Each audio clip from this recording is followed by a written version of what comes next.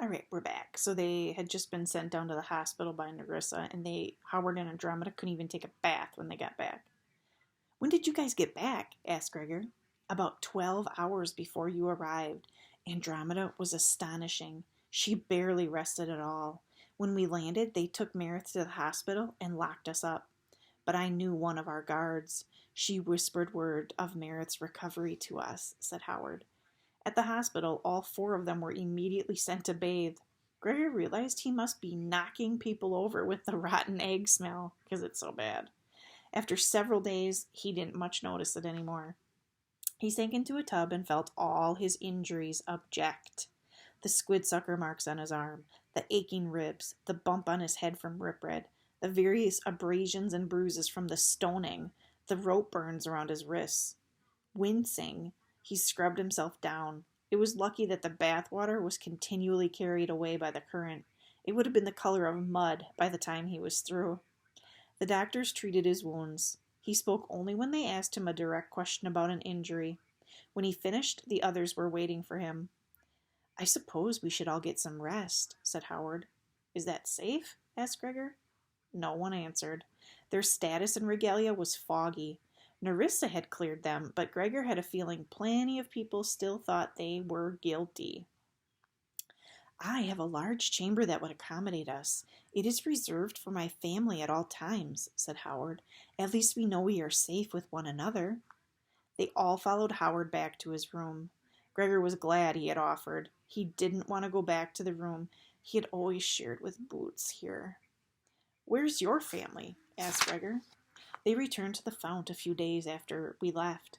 I expect they are trying to travel here now, as I was on trial for treason, said Howard. Howard's family actually had several chambers reserved for them. It was like a small apartment of connecting rooms, but they all gathered to sleep in one that the kids shared. Howard and Gregor took beds next to each other. Eris and Andromeda huddled together in the space between them. To sleep, then, said Howard. The bats dropped off almost immediately. Howard tossed and turned a while, but then Gregor could hear his breathing slow down and become rhythmic. He lay in bed wishing sleep would carry him away, but it wouldn't come. What would happen now? He guessed he would be allowed to go home, probably pretty soon. Then there would be his family to face, and life without Boots. It still wasn't quite real. It would be when he was back in his apartment, looking at her bed, her toys, her cardboard box of books. Gregor thought of her clothes sitting in the museum. He didn't want to leave them here for people to poke through. He grabbed a torch off the wall and left Howard's room. A few guards saw him along the way, but no one tried to stop him. Nor did they greet him or say anything. He had the feeling they didn't know how they were supposed to treat him, so they left him alone. He found the museum on his own. There by the door was the little pile of Boots's clothes. He pressed her shirt against his nose and could smell that sweet combination of shampoo and peanut butter and baby that was his sister. For the first time, his eyes welled up with tears. Gregor? Said a voice behind him. He stuffed the shirt in the pack and wiped his eyes as Vicus came into the museum. Hey, Vicus, he said. What's up? The council has just adjourned what I believe to be the first of many meetings addressing the prophecy of Bane. I am convinced Nerissa's interpretation is correct, but there is dissension. This is to be expected as it is a new idea, but until it is decided, her word stands. As that could change, I think it best if you leave here as soon as possible. Fine by me, said Gregor. What about the others? I believe charges will not be reinstated against Howard and Andromeda. Your testimony of their innocence was quite convincing, said Vicus. And Eris? Said Gregor. Vicus sighed. He is at greater risk, but if he is to be charged again, I will get word to him so that he may flee. He can at least escape execution. Gregor nodded. That was about as much as he could hope for.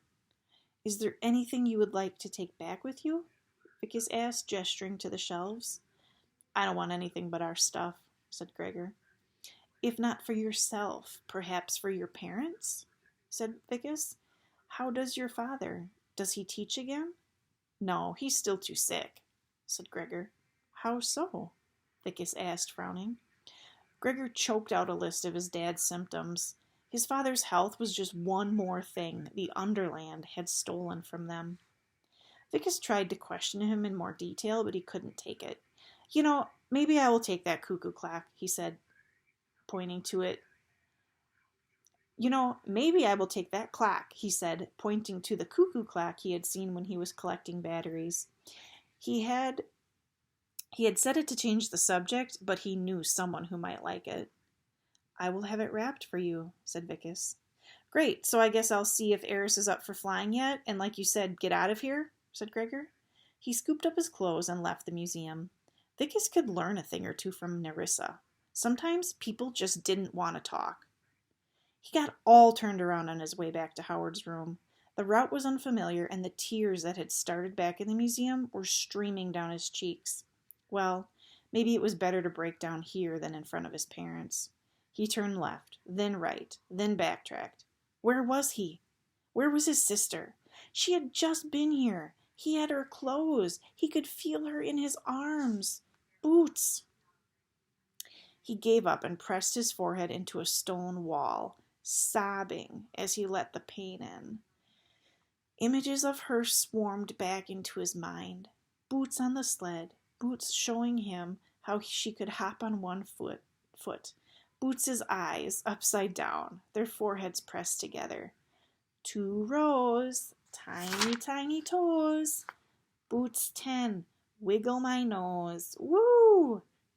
He could even hear her voice trying to do the silly bath rhyme Howard had coaxed her out of her tears with. Wiggle nose, 9, 10 toes. She couldn't get it right. The words were too complicated. Give them bath so 10 toes goes. And then she gave a sneeze. Gregor looked up. That didn't make sense. He heard a second sneeze. Not in his head, in the palace. He started to run. 2 rows, tiny, tiny toes.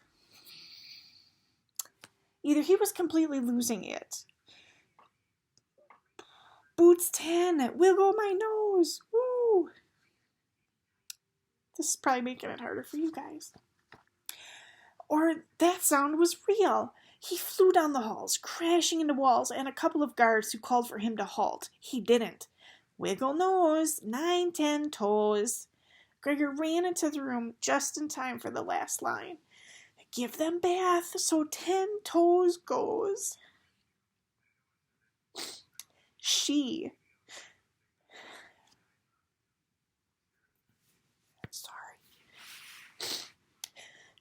was sitting on the floor, surrounded by 6 big cockroaches, rubbing her toes with both hands to show how she washed them.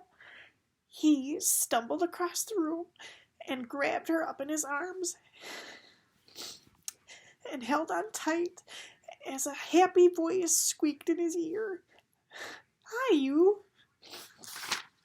All right. That's the end of chapter 26. I am going to read chapter 27. I'll be back.